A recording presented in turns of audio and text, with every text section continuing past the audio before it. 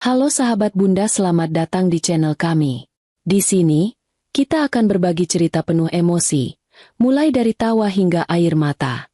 Dalam kisah-kisah yang terinspirasi dari pengalaman hidup nyata. Jangan lewatkan setiap cerita menyentuh yang akan membuat hati Anda terasa lebih hidup. Yuk, tekan tombol like dan subscribe sekarang juga. Saya doakan buat sahabat Bunda yang sudah like dan subscribe semoga selalu dilancarkan rezeki dan segala urusannya, amin ya robbal alamin. Mari kita mulai perjalanan penuh makna ini bersama. Selamat menikmati kisah-kisah yang kami sajikan.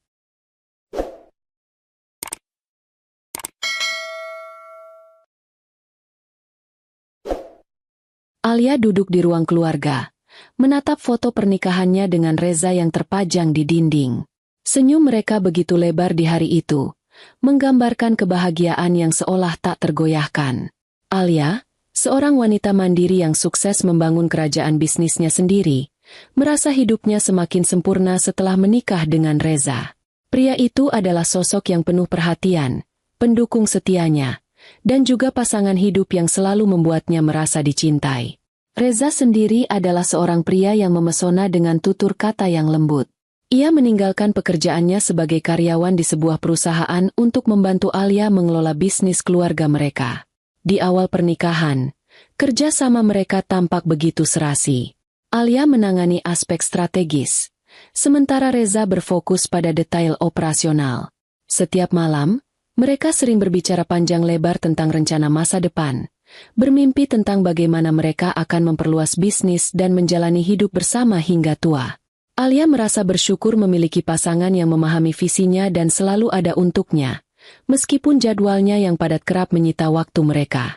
Namun, seiring waktu, Alia mulai merasakan ada sesuatu yang berubah. Reza, yang biasanya antusias dengan diskusi-diskusi mereka, mulai tampak lebih sering melamun. Ia juga kerap memberikan alasan untuk absen dari pertemuan-pertemuan penting. Alia mencoba mengabaikan kegelisahan itu, menganggapnya sebagai bagian dari dinamika kehidupan pernikahan yang memang penuh dengan pasang surut. Suatu sore, saat mereka menikmati teh bersama di teras rumah, Alia mencoba menanyakan perasaan Reza. "Aku merasa belakangan ini kamu sedikit berbeda. Apa ada yang mengganggu pikiranmu?" tanyanya lembut. Reza tersenyum tipis dan menggenggam tangan Alia. "Tidak ada apa-apa, sayang. Mungkin aku hanya lelah. Tapi percayalah, aku selalu ada untukmu," jawabnya sambil menatap mata Alia. Jawaban itu cukup untuk menenangkan hati Alia. Meski jauh di lubuk hatinya ia merasa ada yang disembunyikan oleh suaminya. Hari-hari berlalu, dan Alia kembali disibukkan oleh urusan bisnisnya. Namun, perubahan sikap Reza semakin sulit untuk diabaikan. Ia lebih sering pergi dengan alasan bertemu klien, meskipun Alia jarang mendengar hasil nyata dari pertemuan-pertemuan itu. Alia mencoba berpikir positif, mengingat bagaimana Reza pernah menjadi suami yang begitu mendukung dan penuh cinta. Ia berharap fase ini hanya sementara, dan semuanya akan kembali seperti dulu. Sampai suatu hari, Alia menemukan sesuatu yang membuat pikirannya terusik. Sebuah kartu kecil terselip di antara dokumen-dokumen kerja Reza, bertuliskan, "Terima kasih atas waktu indah kita bersama.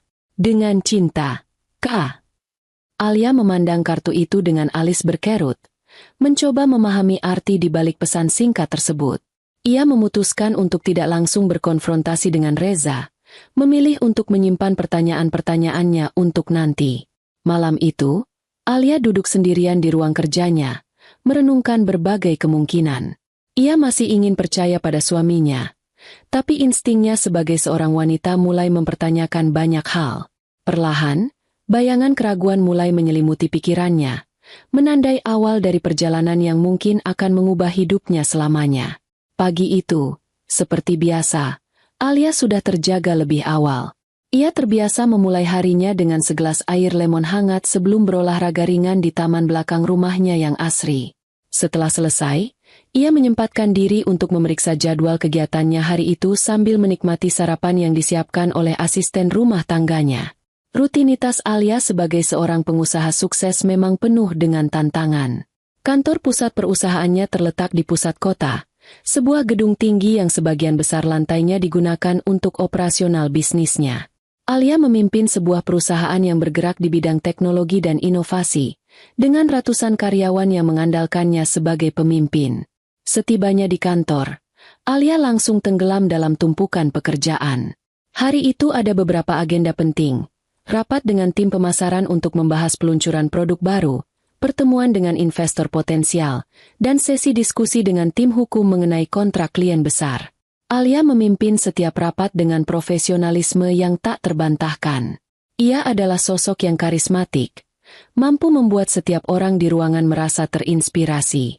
Namun, di tengah kesibukannya, Alia tetap tidak bisa sepenuhnya mengabaikan perubahan sikap Reza. Pikirannya terus melayang ke kartu kecil yang ia temukan beberapa hari sebelumnya. Meski ia mencoba untuk fokus pada pekerjaannya, sesekali ia merasakan perasaan tidak tenang yang sulit dijelaskan. Saat waktu makan siang tiba, Alia memilih untuk tetap di ruang kerjanya. Ia membuka laptopnya dan memeriksa laporan keuangan perusahaan. Namun, pikirannya kembali terusik oleh ingatan tentang Reza. Di sudut hatinya, ia berharap bisa berbagi beban pikirannya dengan seseorang, tetapi ia tidak ingin mencemari hubungan mereka dengan kecurigaan yang mungkin tidak berdasar. Sore harinya, Alia menghadiri pertemuan dengan salah satu klien terbesar perusahaannya. Pertemuan itu berlangsung lancar, dan Alia berhasil menandatangani kontrak bernilai jutaan dolar. Semua orang di timnya merayakan kesuksesan itu dengan senyuman lebar, tetapi Alia tetap merasa ada sesuatu yang kosong dalam hatinya. Saat perjalanan pulang ke rumah, Alia mencoba menelepon Reza. Biasanya, mereka akan berbicara sebentar di telepon untuk bertukar kabar. Namun, kali ini, panggilan Alia tidak dijawab. Ia berpikir mungkin Reza sedang sibuk, tetapi perasaan aneh itu semakin menghantuinya. Setibanya di rumah, suasana terasa sepi. Reza belum pulang, dan Alia memutuskan untuk menunggu di ruang keluarga sambil membaca laporan bisnis lainnya. Malam itu, ketika Reza akhirnya tiba, ia terlihat lelah dan menghindari kontak mata dengan Alia. "Maaf, aku pulang terlambat.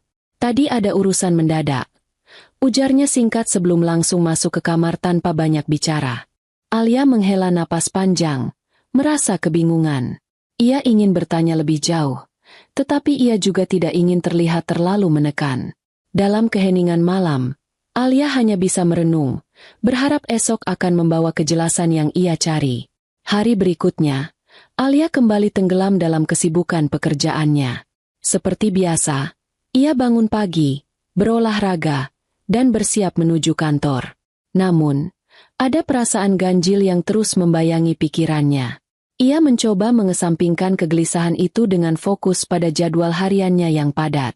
Pagi itu, Alia menghadiri seminar besar yang diadakan oleh Asosiasi Pengusaha Teknologi. Ia diminta menjadi pembicara utama untuk berbagi kisah sukses perusahaannya yang telah berhasil meraih pasar internasional. Dengan percaya diri, Alia menyampaikan presentasinya, disambut tepuk tangan meriah dari ratusan peserta yang hadir. Setelah seminar selesai, ia dijadwalkan makan siang dengan beberapa mitra bisnis baru.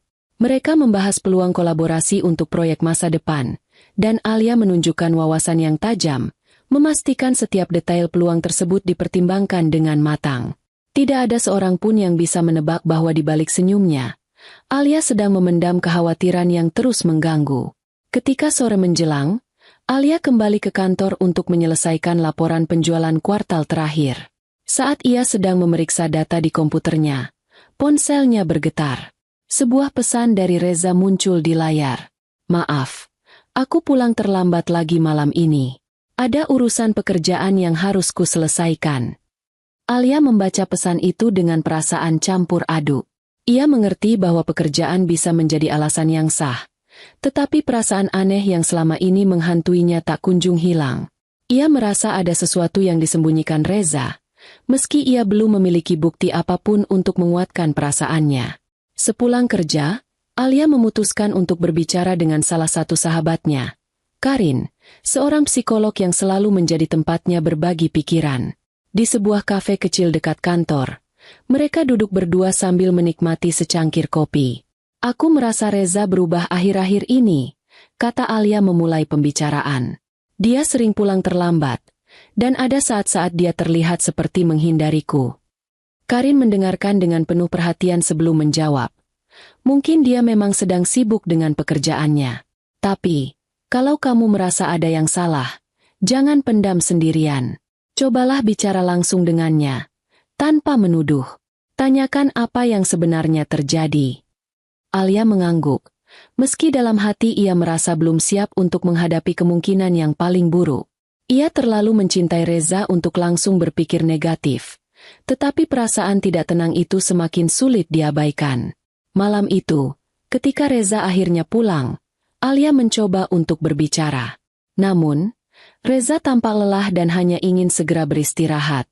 Alia pun menunda pembicaraan itu, berharap ada waktu yang lebih tepat di kemudian hari.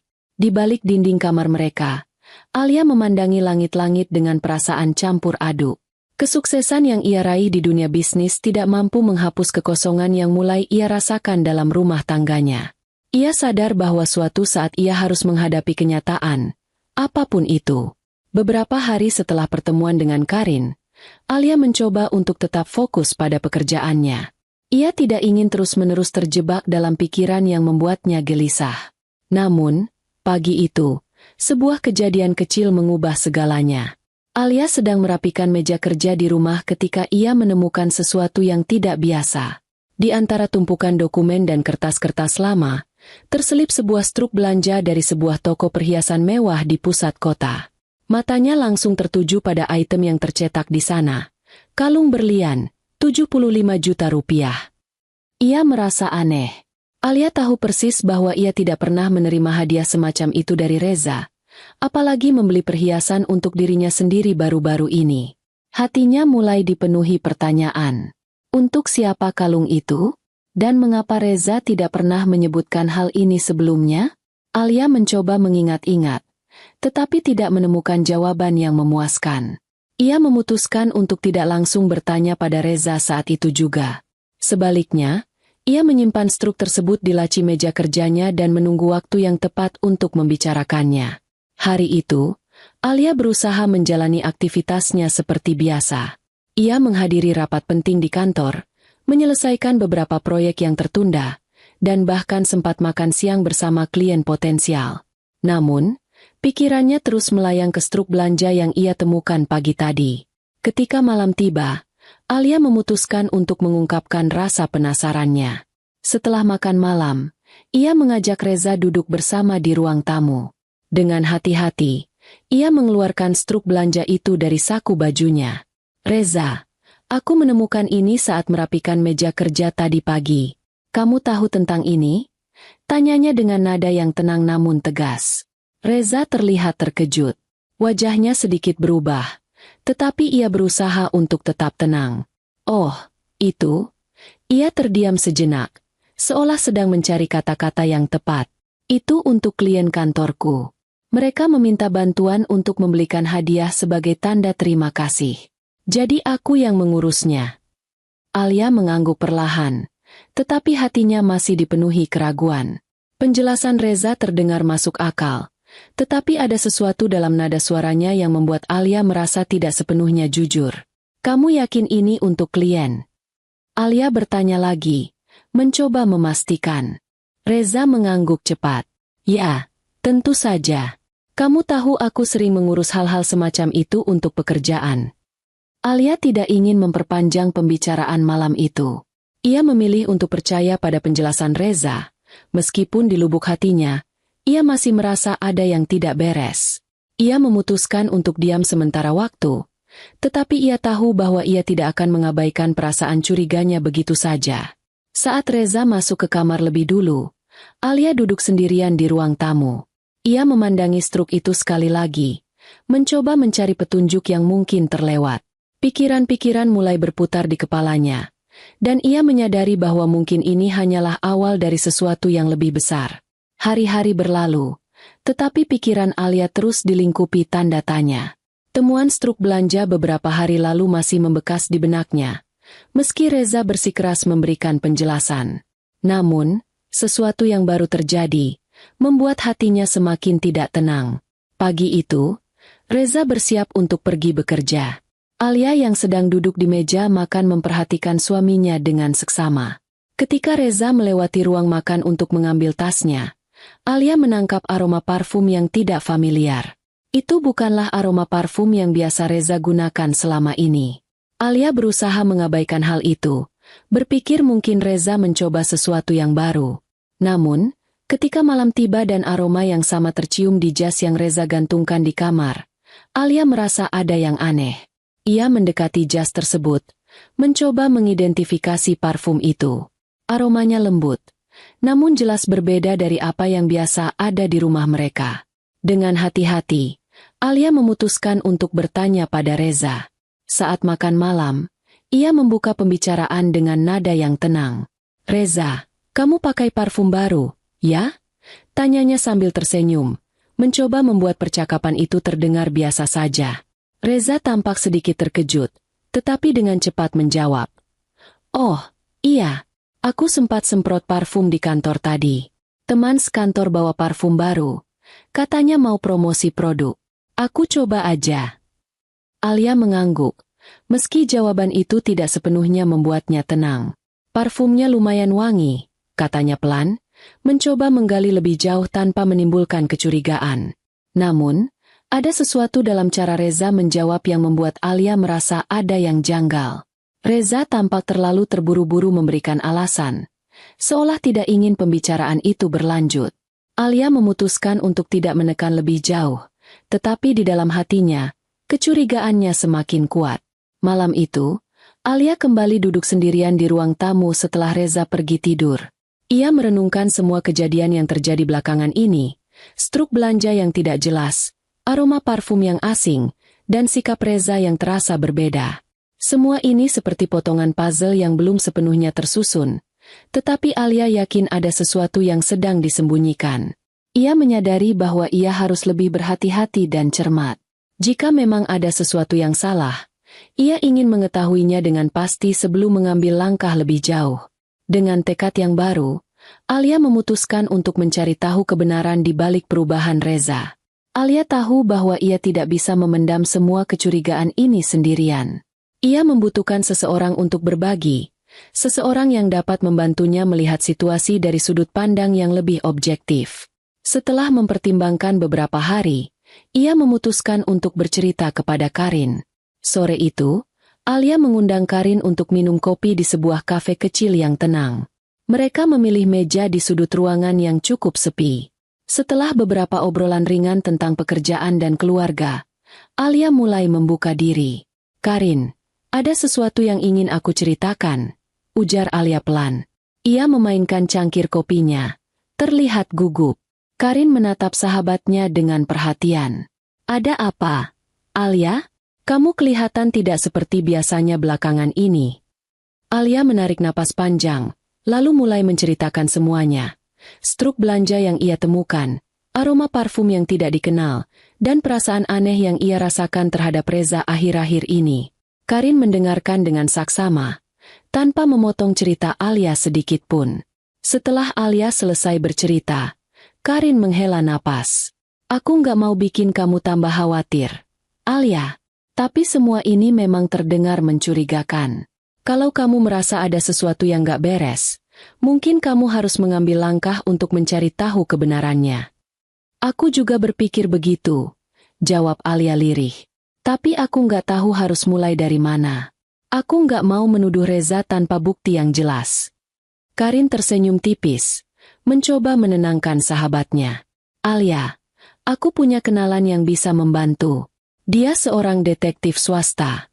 Biasanya dia menangani kasus-kasus seperti ini. Mungkin dia bisa membantumu untuk memantau gerak-gerik Reza tanpa menimbulkan kecurigaan."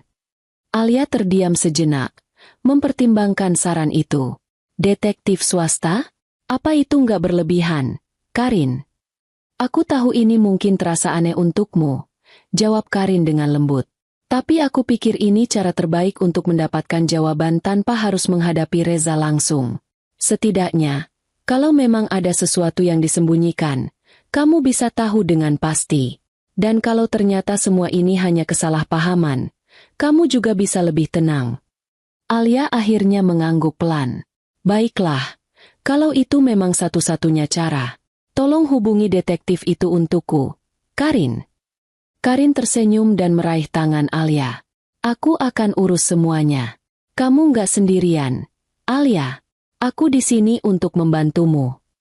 Malam itu, Alia merasa sedikit lega setelah berbicara dengan Karin. Ia tahu bahwa ia harus menghadapi apapun yang akan datang dengan kepala tegak. Langkah pertama telah diambil, dan kini ia hanya perlu menunggu apa yang akan ditemukan oleh detektif yang disarankan Karin. Beberapa hari setelah pertemuannya dengan Karin, Alia akhirnya bertemu dengan detektif swasta yang disarankan oleh sahabatnya. Mereka bertemu di sebuah kafe kecil yang tenang, jauh dari keramaian. Detektif itu, seorang pria bernama Rifki, terlihat profesional dengan penampilannya yang rapi dan sikapnya yang tenang. Terima kasih sudah meluangkan waktu, Pak Rifki, kata Alia membuka percakapan. Rifki mengangguk. Senang bisa membantu, Bu Alia. Karin sudah memberi saya sedikit gambaran tentang situasi Anda. Namun, saya ingin mendengar langsung dari Anda agar saya bisa memahami masalah ini lebih jelas. Alia kemudian menceritakan semua yang ia alami selama beberapa minggu terakhir. Struk belanja yang mencurigakan, aroma parfum yang asing, dan perubahan kecil namun signifikan dalam sikap Reza. Ia berbicara dengan hati-hati, memastikan untuk tidak melewatkan detail penting apapun. Rifki mendengarkan dengan seksama, mencatat poin-poin penting di buku kecilnya. Setelah Alia selesai, ia mengangguk dan berkata, "Dari apa yang Anda ceritakan, sepertinya memang ada sesuatu yang perlu ditelusuri. Namun, penting bagi Anda untuk tetap tenang selama proses ini berlangsung. Kami akan memulai dengan mengamati aktivitas harian suami Anda secara diam-diam. Biasanya, butuh beberapa hari untuk melihat pola atau menemukan sesuatu yang tidak biasa." "Berapa lama waktu yang biasanya diperlukan?" tanya Alia dengan nada khawatir. "Setiap kasus berbeda," jawab Rifki. "Tapi kami akan memberikan laporan harian kepada Anda. Jika ada sesuatu yang mencurigakan, Anda akan segera diberitahu." Alia mengangguk, merasa sedikit lega mengetahui bahwa ia tidak sendirian dalam menghadapi situasi ini. Setelah percakapan itu, ia menyerahkan beberapa informasi penting tentang jadwal Reza, lokasi kantornya, dan kendaraan yang digunakan. Hari pertama penyelidikan berjalan tanpa hasil. Rifki dan timnya mengikuti Reza dari rumah ke kantor dan kembali lagi ke rumah. Reza tampak menjalani rutinitasnya seperti biasa, berangkat pagi, bekerja di kantor, dan pulang menjelang malam. Tidak ada hal mencurigakan yang terdeteksi. Di hari kedua, situasinya hampir sama. Reza terlihat makan siang dengan beberapa kolega dari kantornya di sebuah restoran yang cukup ramai. Tidak ada interaksi yang mencurigakan atau tanda-tanda bahwa ia sedang menyembunyikan sesuatu. Alia menerima laporan harian dari Rifki dengan perasaan campur aduk. Di satu sisi, ia lega karena sejauh ini tidak ada bukti yang mendukung kecurigaannya. Namun, di sisi lain, ia merasa bahwa misteri ini belum sepenuhnya terungkap. Rifki mencoba menenangkan Alia. "Bu Alia, ini baru permulaan. Kadang, orang yang menyembunyikan sesuatu memang pintar dalam menutupi jejak mereka. Kami akan terus memantau sampai mendapatkan sesuatu yang lebih konkret." Alia hanya bisa mengangguk. Ia tahu bahwa semua ini membutuhkan kesabaran, tetapi hatinya tetap gelisah. Ia merasa bahwa kebenaran sedang bersembunyi di balik permukaan, menunggu untuk ditemukan. Pada hari ketiga penyelidikan, Rifki melaporkan sesuatu yang mulai mencurigakan. Pagi itu, Reza berangkat seperti biasa, namun kali ini ia tidak langsung menuju kantor. Alih-alih, ia berbelok ke arah yang berbeda, menuju kawasan perumahan yang tidak biasa dilalui. Rifki memutuskan untuk mengikuti, memastikan jaraknya tetap cukup jauh agar tidak terdeteksi. Perjalanan Reza akhirnya berhenti di sebuah apartemen yang terletak di daerah yang cukup jauh dari rumahnya. Apartemen itu tampak biasa saja, tidak terlalu mencolok, namun ada sesuatu yang aneh dengan cara Reza masuk ke dalam gedung. Dia berhenti di pintu masuk, melihat sekeliling, lalu dengan cepat melangkah masuk tanpa berbicara dengan siapapun. Hal itu jelas mencurigakan, terutama mengingat ini adalah pertama kalinya Reza pergi ke tempat itu. Rifki memutuskan untuk menunggu beberapa jam di dekat lokasi, mengamati dengan seksama.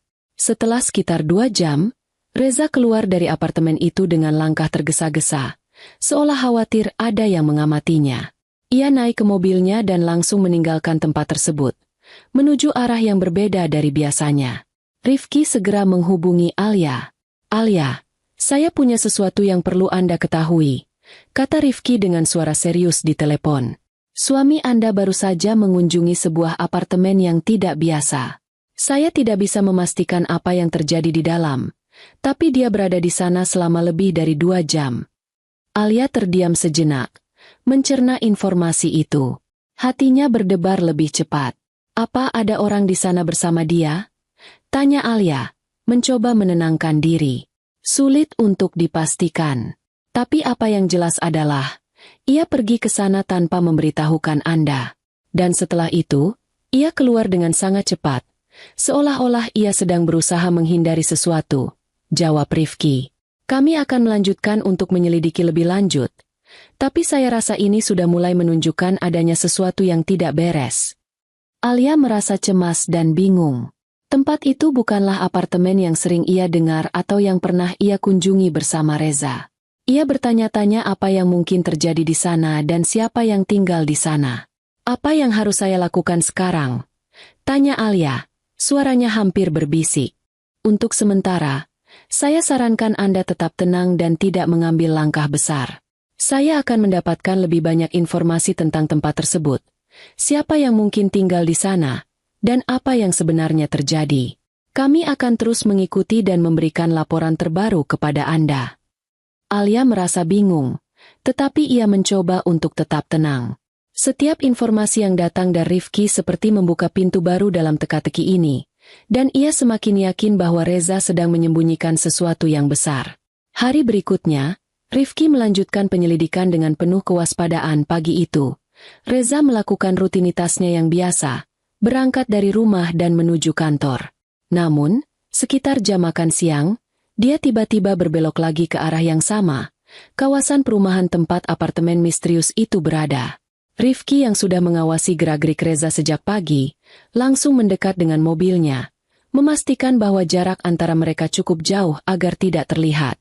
Reza berhenti di depan apartemen yang sama, hanya kali ini dia tidak langsung masuk. Ia menunggu beberapa detik, melihat ke sekeliling, dan kemudian mengalihkan pandangannya ke arah pintu gedung. Rifki mengintip dari kejauhan, merasakan ketegangan yang semakin meningkat. Tak lama setelah itu, pintu apartemen terbuka, dan seorang wanita muncul. Wanita itu mengenakan gaun sederhana berwarna merah muda, rambutnya tergerai panjang, dan wajahnya tampak familiar meskipun Rifki tidak bisa langsung mengenali siapa dia. Reza mendekati wanita itu dengan senyum di wajahnya, dan mereka tampak saling berbicara dengan mesra sebelum akhirnya Reza membuka pintu mobilnya dan mengajaknya masuk. Mereka berdua lalu pergi bersama, meninggalkan apartemen tersebut. Setelah berangkat bersama dari apartemen yang sama, mereka mengendarai mobil menuju arah yang tak terduga. Rifki, yang sudah terbiasa mengikuti jejak targetnya, dengan hati-hati mengikuti mereka dari belakang. Jantungnya berdegup lebih cepat ketika mereka memasuki kawasan industri yang agak terpencil, jauh dari keramaian kota. Reza dan perempuan itu berhenti di sebuah bengkel mobil yang cukup besar, namun terlihat agak tua dan kumuh. Bangunannya tidak terawat, dengan cat yang sudah pudar dan kaca-kaca jendela yang terlihat retak. Meskipun tampak seperti bengkel biasa, ada sesuatu yang mencurigakan tentang tempat itu. Tidak ada banyak kendaraan yang terlihat parkir di luar. Namun Rifki merasakan ketegangan di udara. Sesuatu tidak beres di sini. Reza keluar dari mobil terlebih dahulu, diikuti oleh perempuan itu yang tampak sedikit ragu, namun tetap mengikuti langkah Reza. Mereka berjalan menuju pintu bengkel yang terletak di samping bangunan. Rifki yang tidak ingin kehilangan jejak segera mencari posisi yang lebih baik untuk memantau, bersembunyi di balik mobil yang terparkir di dekatnya. Di dalam bengkel, suasananya sangat berbeda dari yang diperkirakan Rifki. Beberapa pria berbadan besar terlihat sedang berbicara dengan suara keras, dan udara di dalamnya dipenuhi oleh aroma minyak dan besi. Para pria tersebut tampak seperti preman, rambut pendek, tato di tangan, dan pakaian kasual yang membedakan mereka dari pekerja bengkel biasa. Rifki bisa merasakan atmosfer yang tegang dan menakutkan. Tempat ini jelas bukan tempat yang sering dikunjungi orang biasa. Reza dan perempuan itu memasuki salah satu ruangan di bagian belakang bengkel. Mereka tidak terlihat takut, malah seperti sudah sangat familiar dengan tempat itu. Setelah beberapa menit, Rifki mendekat sedikit lebih jauh, bersembunyi di balik bayangan dinding bengkel yang rusak, mencoba menangkap percakapan mereka. Dari tempat persembunyiannya, Rifki bisa mendengar beberapa kata yang terucap. Perempuan itu berbicara dengan nada tegas kepada salah satu pria besar yang berdiri di dekat mesin las. Saya sudah bilang, urusan ini harus segera diselesaikan. Anda harus pastikan semuanya berjalan lancar, atau kita bisa kehilangan banyak hal. Reza, yang berdiri di samping perempuan itu, hanya mengangguk dan terlihat sangat serius. Kami butuh kepastian. Tidak ada ruang untuk kegagalan kali ini, katanya dengan nada yang lebih dingin dari biasanya. Sepertinya mereka sedang merencanakan sesuatu yang jauh lebih besar dari yang pernah dibayangkan Rifki. Dari percakapan itu, Rifki mulai menyadari bahwa hubungan Reza dengan perempuan itu jauh lebih rumit daripada yang ia kira. Reza, yang selama ini dikenal sebagai sosok yang santun dan penuh perhatian, ternyata terlibat dalam sesuatu yang lebih gelap. Bengkel itu bukan hanya tempat untuk memperbaiki mobil, tetapi juga sepertinya menjadi markas bagi sekelompok orang yang terlibat dalam kegiatan ilegal.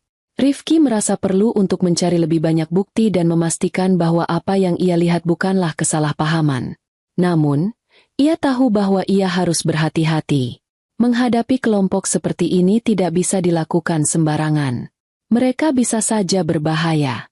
Setelah beberapa saat, Reza dan perempuan itu keluar dari ruangan dan menuju ke pintu belakang bengkel. Mereka terlihat lebih tenang sekarang, tetapi Rifki bisa merasakan ada sesuatu yang gelap sedang terjadi. Keberadaan para preman di bengkel itu bukanlah sebuah kebetulan. Mereka mungkin terlibat dalam bisnis yang jauh lebih berbahaya dari yang bisa dibayangkan. Rifki memutuskan untuk mengikuti mereka lebih jauh, namun kali ini dengan lebih hati-hati. Ia tahu bahwa semakin dalam ia menyelidiki, semakin berisiko. Tapi ini adalah satu-satunya cara untuk mengungkap kebenaran tentang apa yang sebenarnya terjadi di balik pintu rumah Reza. Jika Reza terlibat dalam jaringan preman atau bisnis ilegal, Alia harus tahu. Ia berjanji pada dirinya sendiri untuk membawa bukti yang cukup agar Alia bisa membuat keputusan yang tepat. Namun, sebelum Rifki sempat melangkah lebih jauh, ia melihat salah satu pria besar dari bengkel itu melihat ke arahnya. Rifki cepat-cepat mengalihkan arah dan kembali ke mobilnya. Jantungnya berdegup kencang. Beberapa saat setelah menyaksikan Reza dan perempuan itu berinteraksi dengan para preman di bengkel, Rifki segera menghubungi Alia untuk melaporkan temuan yang lebih mencurigakan. Bu Alia, saya baru saja melihat sesuatu yang sangat serius, kata Rifki. Suaranya terdengar penuh kewaspadaan. Reza dan perempuan itu terlibat dalam urusan yang sangat gelap. Mereka baru saja bertemu dengan beberapa pria yang saya yakini adalah preman. Mereka terlihat seperti sedang merencanakan sesuatu yang besar, dan saya curiga ini bisa berhubungan dengan masalah yang sedang Anda hadapi. Alia terdiam sejenak, mencoba mencerna apa yang baru saja ia dengar. Selama ini, ia sudah merasa ada yang tidak beres, tetapi mendengar kata-kata Rifki seolah membawa semuanya ke tingkat yang lebih mengerikan. Apa yang sebenarnya sedang terjadi, Pak Rifki? Tanya Alia dengan nada suara yang bergetar. Apa yang Anda maksud dengan pertemuan dengan preman? Apa hubungan Reza dengan mereka? Rifki menghela napas sebelum menjelaskan lebih lanjut. Saya melihat mereka berada di sebuah bengkel yang tampaknya bukan hanya bengkel biasa. Tempat itu lebih mirip markas untuk kegiatan ilegal. Reza dan perempuan itu masuk ke dalam dan berbicara dengan beberapa pria besar, yang jelas terlihat seperti anggota kelompok preman.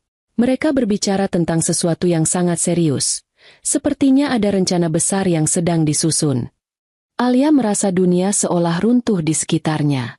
Semua yang selama ini ia coba hindari, yang bahkan tidak pernah ia bayangkan, kini muncul di depan matanya. Suaminya, yang selama ini ia percayai, ternyata terlibat dalam dunia yang sangat berbahaya. Namun, Rifki tidak berhenti di situ. Ia tahu ada lebih banyak lagi yang harus diketahui Alia. Bu Alia, saya juga ingin menanyakan sesuatu.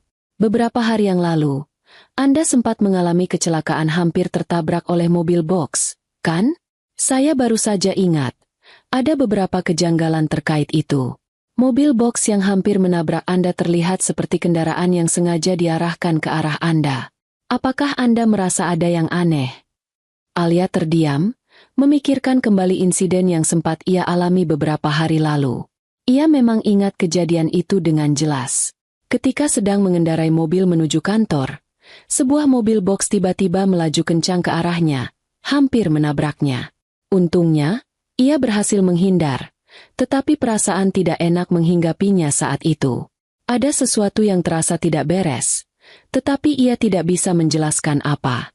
Ya, saya ingat. Saya hampir tertabrak, dan mobil itu melaju sangat cepat. Tapi saya tidak pernah berpikir itu bisa terkait dengan Reza atau masalah ini. Jawab Alia, suaranya mulai gemetar. Rifki mengonfirmasi dugaan yang ada. Saya tidak ingin menakut-nakuti Anda, Bu Alia, tapi saya curiga kejadian itu bukan kebetulan. Saya mulai berpikir bahwa mungkin ada seseorang yang sengaja ingin menakut-nakuti Anda atau membuat Anda merasa terancam. Bisa jadi itu terkait dengan kelompok yang saya lihat bersama Reza tadi. Alia merasakan kegelisahan yang semakin menguasai dirinya. Semua kejadian yang terasa sepele atau kebetulan kini mulai mengarah pada satu kesimpulan yang sangat mencurigakan. Reza, yang selama ini ia kenal sebagai suaminya yang penuh perhatian, ternyata terlibat dalam sesuatu yang jauh lebih gelap dari yang bisa ia bayangkan. Ia merasa seperti dikhianati oleh orang yang paling ia percayai. Pak Rifki, apa yang harus saya lakukan sekarang? Tanya Alia dengan suara yang tegang. Saya tidak tahu harus bagaimana. Semua ini terlalu sulit untuk diterima. Rifki mencoba menenangkan Alia. Alia, saya mengerti ini sangat berat, dan saya tahu perasaan Anda. Tapi kita harus tetap tenang. Sekarang, hal terpenting adalah menjaga keselamatan Anda. Saya akan terus memantau Reza dan kelompok ini. Kita akan mencari tahu lebih banyak lagi dan menggali apa yang sebenarnya terjadi di balik semua ini. Kami akan menjaga Anda dan memberikan laporan setiap saat. Jangan ragu untuk menghubungi saya jika ada sesuatu yang mencurigakan. Alia mengangguk meski ia merasa bingung dan terkejut. Hatinya masih bergejolak antara kebingungan, kemarahan, dan ketakutan. Suaminya, orang yang ia percayai untuk hidup bersama, ternyata memiliki kehidupan lain yang begitu gelap dan penuh bahaya. Kini, ia harus menghadapi kenyataan pahit bahwa semua yang terjadi mungkin lebih dari sekadar kecurigaan belaka. Terima kasih, Pak Rifki. Tolong terus perhatikan Reza. Saya tidak tahu bagaimana harus menghadapinya, tapi saya ingin tahu apa yang sebenarnya dia sembunyikan. Jawab Alia dengan suara pelan, namun penuh tekad. Alia menutup telepon dan duduk terdiam di ruang tamunya. Pikiran dan perasaannya kacau. Pagi itu, Alia memutuskan untuk tetap berangkat ke kantor meskipun perasaannya masih diliputi kecemasan dan kegelisahan.